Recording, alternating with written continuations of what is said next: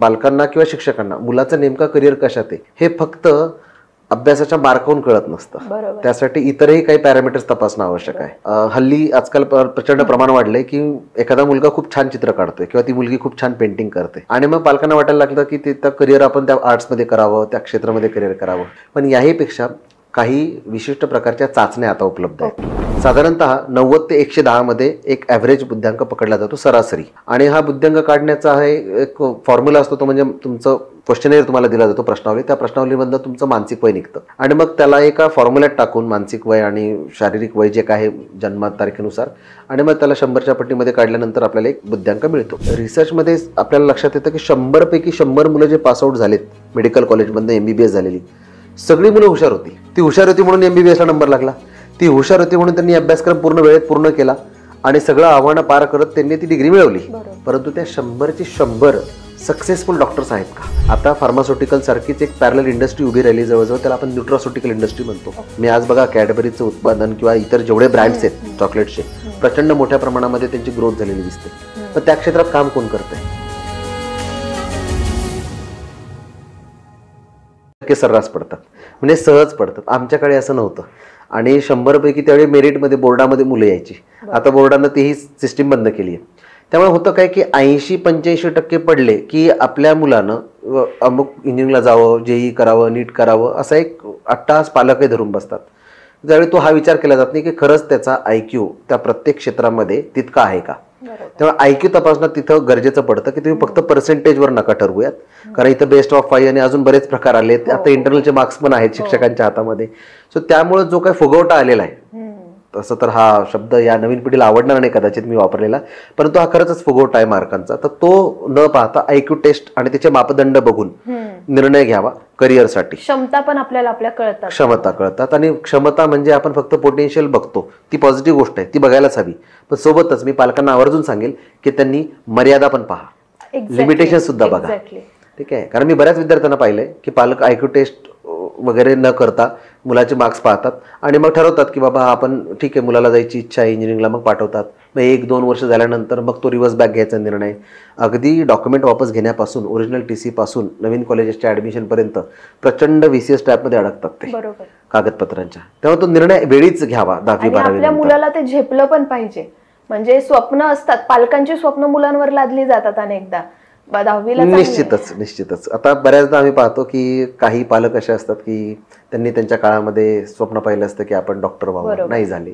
मग ते आता म्हणतात की नाही आमची पुढची पिढी ही ते स्वप्न आमचं, आणि हिडन पद्धतीनं त्यांचं सोडो माइंड जे आहे पालकांचं, ते स्वतःची स्वप्न पाल्यांवर लादण्याचा प्रयत्न करतात. मग इथे आणखी एक महत्त्वाचा रोल येतो IQ सोबतच इमोशनल कोशंटचा. इमोशनल कोशंट कशामुळे महत्त्वाचा? तर बघा तुम्ही, जर पालक आपल्या 3ही मुलं, 2 मुलं आहे घरामध्ये, 1 मुलगा 1 मुलगी आहे किंवा 3 मुलं आहे घरामध्ये, सो त्या तिघांनाही सेम पालक ट्रीटमेंट देत आहेत, ट्रीट करतायत. पालकत्व सगळ्यांचं सारखं आहे. ठीक आहे. सोबतच ते जर शाळेत शिकतायत तर शाळेमध्ये सुद्धा शिक्षक वगैरे ते एकाच वर्गातल्या सर्व विद्यार्थ्यांना ती समान शिक्षा देत आहेत. मग असं असताना सर्वांना सारखे पर्सेंटेज येत नाही. हेच काय, मी तुम्हाला एक उदाहरण देतो गमतीशीर आहे. एका मेडिकल कॉलेजमधून पासआउट होणारी 100 मुलांची बॅच, त्यांचं एक आकलन करूया आपण, स्टॅटिस्टिक्स बघूया. असं निदर्शनास आलंय काही केस स्टडीजमध्ये, काही प्रोजेक्ट्समध्ये, की रिसर्चमध्ये आपल्याला लक्षात येतं की 100 पैकी 100 मुलं जे पासआउट झालेत मेडिकल कॉलेजमधनं MBBS झालेली, सगळी मुलं हुशार होती. ती हुशार होती म्हणून MBBSला नंबर लागला. ती हुशार होती म्हणून त्यांनी अभ्यासक्रम वेळेत पूर्ण केला आणि सगळं आव्हानं पार करत त्यांनी ती डिग्री मिळवली. परंतु त्या 100ची 100 सक्सेसफुल डॉक्टर्स आहेत का? जर आपण याचा रिसर्च केला तर असं लक्षात येतं की त्यातली 30-40 खरंच उत्कृष्ट डॉक्टर आहेत. एक साधारणतः 40 डॉक्टर्स जे आहेत ते पासआउट झालेले, ते अगदी छान व्यवस्थित तालुका स्तरावर किंवा कुठेही जिल्हा स्तरावरती प्रॅक्टिसही करतात, कुठेतरी हॉस्पिटल अटॅच म्हणून छान काम करतायत. पण 10 ते 20 असाही आकडा आहे की जे संघर्ष करतायत. मग हे प्रत्येक क्षेत्राला लागू होतं. मग इथे शिक्षक तेच आहेत, कोर्स तोच आहे, डिग्री तीच आहे. मग फरक कुठे पडला तर IQचा नाही, इथं कन्सर्न येतो EQचा, इमोशनल कोशंट. मग त्यामुळे एकाच MBA कॉलेजमधून पासआउट झालेली सगळीच मुलं चांगली आंतरप्रेन्योर्स बनतील, खूप मोठा व्यवसाय उभा करतील असं नाही आहे. मग इथे इमोशनल कोशंट ग्रोथ होणे जास्त गरजेची आहे. आणि मगाशी तुम्ही विचारलं की पालकांनी काय बघावं, तर मी म्हणेन करिअर निवडण्यासाठी IQ टेस्ट जरूर पहा, पण त्या करिअर सोबतच त्यांच्या सर्वांगीण विकास व्हावा, व्यक्तिमत्वाचा विकास व्हावा आणि भावनांक वाढावा, यासाठी EQ सुद्धा तपासणं गरजेचं आहे. बरोबर.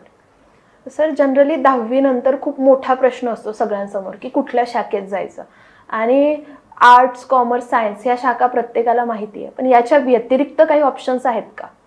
निश्चितच भरपूर ऑप्शन्स आहेत. म्हणजे एक काळ होता आर्ट्स, कॉमर्स आणि सायन्स या कचाट्यामध्ये बांधलं जायचं कोणाला तरी, पण आता तसं नाहीये. आता काही फक्त तेवढेच पर्याय अशातला भाग नाही. इव्हन इंजिनिअरिंगला जायचं असेल एखाद्या विद्यार्थ्याला तर ते विद्यार्थी देखील आता डिप्लोमाच्या मार्गाने जातात. म्हणजे मी ते एक उत्कृष्ट उदाहरण देईल की एका विद्यार्थ्याचं मॅथ्स तुलनेनं वीक होतं आणि त्याला बऱ्याच जणांनी रिकमेंड केलं की तू इंजिनिअरिंगला जाऊ नकोस, कारण त्याचं मॅथ्स चांगला नाही आणि इंजिनिअरिंगसाठी मॅथ्स प्रचंड मोठा खेळ येतो मॅथमॅटिक्सचा, आणि तिथेच मग अडणार होतं. पण त्याला ते आवड होती त्या क्षेत्राची आणि त्याचं स्वप्न होतं की त्याला एक कंपनी उभा करायची. बघा, स्वप्न आहे त्याचं, पण त्याचं मॅथ कच्चं आहे, तर स्वप्न कसं पूर्ण करायचं? मग इंजिनिअरिंग हा एकच पर्याय नाही ना. ठीक आहे, त्यात परिस्थिती हालाकीची, इंजिनिअरिंग कॉलेजेसची भरमसाठी फीस ते भरू शकत नाही. आणि फार जिवंत उदाहरण आहे माझ्यासमोर. तर त्यांनी काय केलं की सुरुवातीला त्यांनी ITI केला, डिप्लोमा केला नाही, अगदी छोटा, म्हणजे ITI आपला भारत औद्योगिक प्रशिक्षण संस्थेमधनं शिक्षण घेतलं. ITI झाल्यानंतर अप्रेंटिसशिप असते, अप्रेंटिसशिप केल्यानंतर कंपनीतला अनुभव घेतला, कंपनीचा अनुभव आल्यानंतर त्याला जास्त आवडायला लागला, ऑब्व्हियसली त्याची आवडीची फील्ड होती ती. मग त्यांनी एका बाजूला डिप्लोमाला ॲडमिशन घेतलं, डिप्लोमा नंतर मग परत त्यांनी एका बाजूला डिग्रीला ॲडमिशन घेतलं, आणि मग आता त्या विषयासोबत तो कोपअप झाला, आवड निर्माण झाली, वाढली, आणि मग आता ते एका बाजूला 2 पैशाची अडचण होती ती पण दूर झाली आणि खूप उत्कृष्ट असा तो इंजिनियर झाला. नाही फक्त नाही, आज जवळजवळ 250 एम्प्लॉई त्याच्या कंपनीमध्ये आहे. सो एक मार्ग भरपूर असतात. इच्छाशक्ती असेल म्हणतात आपण, इच्छा तिथे मार्ग भरपूर आहेत. म्हणजे जसं इंजिनिअरिंगला मार्ग आहे तसं इतर क्षेत्रसुद्धा आहे. तुम्ही आर्ट्स, कॉमर्स, सायन्स व्यतिरिक्त मेडिकलला सुद्धा जाऊ शकता. फार्मास्युटिकल इंडस्ट्री आहे. आता फार्मास्युटिकल सारखीच एक पॅरलल इंडस्ट्री उभी राहिली जवळजवळ, त्याला आपण न्यूट्रास्युटिकल इंडस्ट्री म्हणतो. मी आज बघा कॅडबरीचं उत्पादन किंवा इतर जेवढे ब्रँड्स आहेत चॉकलेटचे, प्रचंड मोठ्या प्रमाणामध्ये त्यांची ग्रोथ झालेली दिसते. पण त्या क्षेत्रात काम कोण करतंय? त्या क्षेत्रामध्ये सुद्धा न्यूट्रास्युटिकलमध्ये जाण्याचा प्रचंड स्कोप आहे. फूड टेक्नॉलॉजी आहे, त्यामध्ये स्कोप आहे. हे सायन्सचेच मार्ग आहे, अशातला भाग नाही.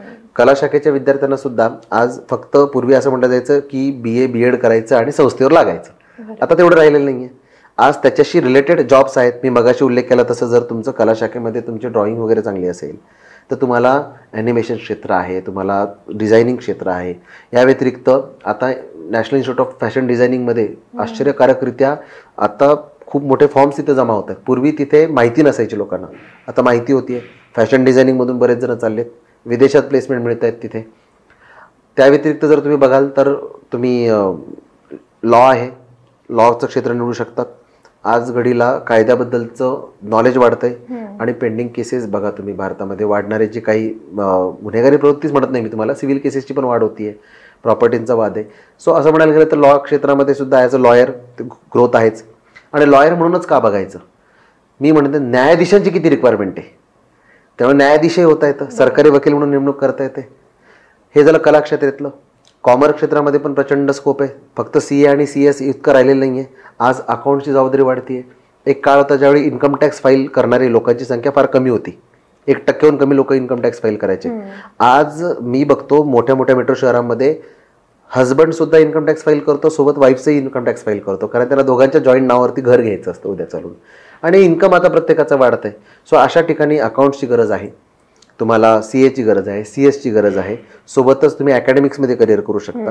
ठीक आहे, तुम्ही कॉमर्स, आर्ट्स या व्यतिरिक्त जर परिघाच्या बाहेर बघितलं, medical, engineering, arts, commerce, science याच्या बाहेर जर बघितलं तरीसुद्धा काही क्षेत्र आपल्याला खुणवत आहेत. तुम्ही जर बघितलं आज प्रचंड मोठ्या प्रमाणामध्ये वाढ होत चालली आहे.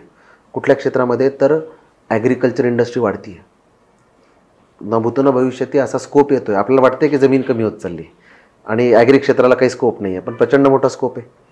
आणि कुठल्याही ग्रॅज्युएट केलं तरीसुद्धा, कोणत्याही ग्रॅज्युएशन केलं तरी तुम्हाला अशी काही क्षेत्र आहे की ज्यात तुम्ही करिअर करू शकता. त्यापैकी एक उत्तम क्षेत्र मी म्हणेन स्पर्धा परीक्षा क्षेत्र. म्हणजे अगदी त्याचं स्काय इज द लिमिट. स्पर्धा परीक्षा म्हणलं की बऱ्याच मुलांना काय वाटतं की MPSC UPSC एवढंच आहे, तर अगदी तलाठी, ग्रामसेवक पासून, रेल्वे भरतीपासून, म्हणजे मी गमतीशीर उदाहरण देत असतो की स्पर्धा परीक्षांमध्ये एक रेल्वेची परीक्षा असते. आता ऑस्ट्रेलिया देश माहिती आहे तुम्हाला? ऑस्ट्रेलिया देशाची जेवढी लोकसंख्या आहे तेवढी माणसं सध्या भारतात रेल्वेत बसलेली आहेत. सो हे स्टॅटिस्टिक्स आहे. आणि भारतातलीच नाही तर जगातली one of the biggest recruiting agency जर कुठली असेल तर इंडियन रेल्वे इतक्या मोठ्या प्रमाणात पदभरती करते. मग त्यांना आर्ट्स, कॉमर्स, सायन्स, इतर सगळ्या क्षेत्रातली मुलं पाहिजे असतात. मग तिथे मात्र अवेअरनेस नसल्यामुळं बरीच जण जात नाही. सो असं अनेक क्षेत्र आहेत. बँकिंगचं क्षेत्र आहे, मी तर म्हणेन स्कोप खूप आहे. ठीक आहे, त्यामुळे ती साच्यात बघायची गरज नाही आर्ट्स, कॉमर्स, सायन्स. आणि हा पण प्रश्न विचारला जातो ना अनेकदा की मला स्पर्धा परीक्षा करायच्या आहेत, मग मी कुठल्या स्ट्रीमला गेलं पाहिजे. नाही, बरेच जण विचारतात की बाबा. आणि आता एक पूर्वी काय होतं की स्पर्धा परीक्षा क्षेत्रात जाणारी लोक जी होती तर ते ग्रॅज्युएशन नंतर कळायचं असं क्षेत्र असतं म्हणून. ठीक आहे, आता काय अवेअरनेस वाढलाय, त्यामुळे पालक बरेच जण 12वी पासूनच विचार करताय की आता during graduation let's prepare for competitive exams. पण इथे पण थोडीशी काय होते की सरळ स्पर्धा परीक्षेत जायचं म्हणून आर्ट्स निवडायचं आणि मग फक्त सरळ स्पर्धा परीक्षेत तयारी करणार, ती थोडीशी रिस्क आहे. मी थोडीशी म्हणणार नाही, भरपूर मोठी रिस्क आहे. कारण तुमच्या आवडी निवडी तुम्ही जपत नाहीये. त्यानंतर प्लॅन बी साठी तुम्ही प्रिपेअर राहत नाहीये. सो मी म्हणेल की त्यासाठी तुम्ही आवडत्या क्षेत्रात ग्रॅज्युएट व्हा. इथे बंधन नाहीये की कुठल्या क्षेत्रातनं गेलं तर स्पर्धा परीक्षा करता येईल. तुम्ही आवडत्या क्षेत्रामध्ये तुमचं ग्रॅज्युएशन करा, सोबत तयारी करा स्पर्धा परीक्षांची. मग ते कुठली का असे ना, तुम्ही फॉरेस्ट सर्व्हिसेसमध्ये पण जाऊ शकता, तर तुम्ही पोलीस सर्व्हिसेसमध्ये जाऊ शकतात, क्लेरिकलमध्ये जाऊ शकतात, मंत्रालयात जाऊ शकतात. या नंबर ऑफ ऑपॉर्च्युनिटीज आहेत तिथे. फक्त त्यासाठी कुठलं अमुकच ग्रॅज्युएशन करावं असं काही अट्टास नाही की आर्ट्स केल्याने चांगलं होतं. आजकाल तर बरेच मुलं 11वी 12वी सायन्स करतात आणि त्यानंतर मग कला शाखेला प्रवेश घेतात, जेणेकरून त्यांना सायन्सचंही नॉलेज येईल आणि आर्ट्सचं येईल. सो तो सुद्धा तुम्ही मार्ग वापरू शकता.